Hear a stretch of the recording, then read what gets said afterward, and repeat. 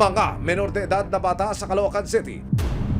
Nadiskubre ng mga otoridad na laman ng masiselang larawan at video matapos makatransaksyon ng nagpanggap na asset ang kanilang sariling ina, ang siste di umano ni Nanay Edna. Inuutusan niyang magtalik ang magkakapatid o magpipinsan sa harap ng kamera. Habang kausap yung isang foreigner, pinagkakandak ng mga sexual activities yung mga bata. Nang makakalap ng sapat na impormasyon sa loob ng 6 na buwan, nagkasana ang NBI VAO CD ng Entrapment Operation para madakip ang ina ng mga bata. Tumulak na ang mga otoridad sa target location sa Caloocan City.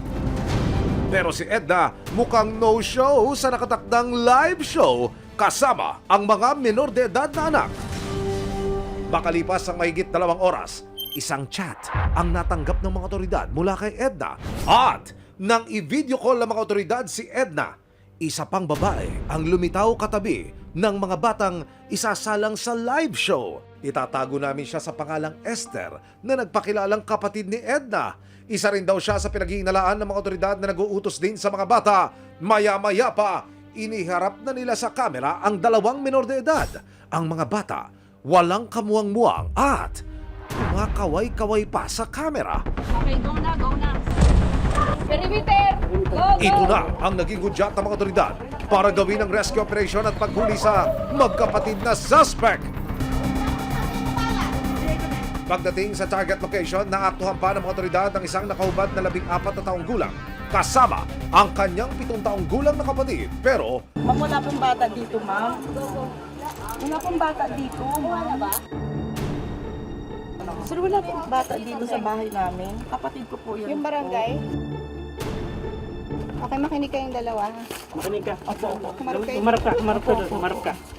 nang pasukin ng mga otoridad ang kwarto ng bahay, dito na nila natagpuan ang 6 na bata. Agad na nirescue ng mga social worker at NBI VAO CD ang 6 na menor de edad.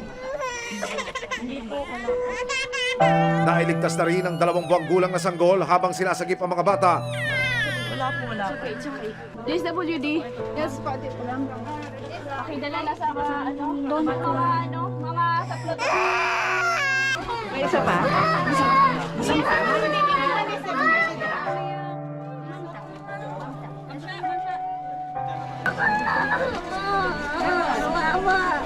Nandun daw yung baby sa kabila. Arestado ang magkapatid na Esther, Edna at kanyang asawa na iimbestigahan din kung may kinalaman sa di umano'y iligal na kalakaran ng asawa. Susunod! Sa bisa ng warrant of search, seize and examine computer data. Nadiskubre ng mga otoridad mahigit 1,500 na masiselang larawan at video. Nagpadala ng reklamo sa resibo ang ilang residente ng Noveleta, Cavite. Sumbong nila, nakasusulasok na raw ang kanilang sementeryo. May ebidensya, resibo, walang lusot ang may atraso. May ebidensya, resibo, walang lusot ang may atraso. Sa bisa ng warrant of search, seize and examine computer data, nakuha ng mga otoridad ang 8 cellphone na ginagamit nina Edna at Esther sa paggawa ng mga maselang larawan at video. Nadiskubre ng mga otoridad ang nilalamang mahigit 1,500 na maseselang larawan at video. Nakapanayam ng resibo ang suspect na siyang ina at tiyahin ng mga nasagip na bata. Ma'am, from resibo kami sa GMA7. May idea po kayo kung bakit po kayo ma-operate ng NBI? Sa illegal po na ginagawa namin. Pero sa sobrang kahirapan po, ma'am. Sa tingin po ninyo, bata po talaga yung paraan para po magkapera? Halika, halika. Wala na po kung gagawa.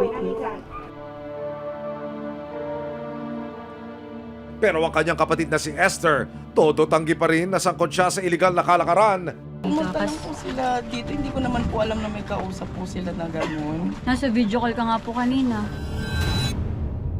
Bali yung kausap lang po niya, nag-hello lang naman po ako. Yun lang naman po yung ginawa. Wala naman po akong sinabing iba. Kinumpirma ng NBI VAO CD ang eksaktong lugar kung saan madalas kunan ng malalaswang pictures at video ang mga bata. Ay, ang mismong door na yan, na puti na yan, yan ang nakikita sa mga sexually explicit videos na sinesend nila sa kanilang mga customers worldwide. Tapos itong brick wallpaper, pink na to, very strikingly the same po dun sa mga sisa. And everything, pati po yung rough na hollow block walls na yan. Eksakto.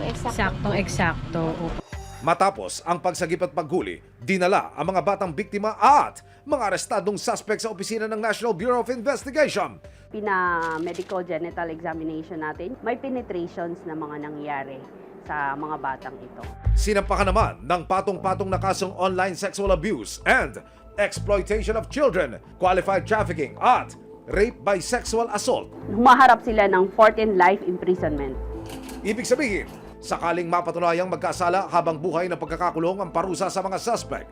Samantala, ang mga nasagip na menor de edad, manunuluyan sa isang shelter para dumaan sa healing process. May karapatan sila na dapat pinoprotektahan ng mga magulang dapat, di ba? Paalala rin ng NBI Vow CD. Once na pinost natin, sinend natin online yung mga pictures na to, hindi natin alam paglaki nila, baka bumungad sa kanila yung mga videos, mga pictures na to, di ba? So, paano na lang ang magiging buhay ng mga batang ito?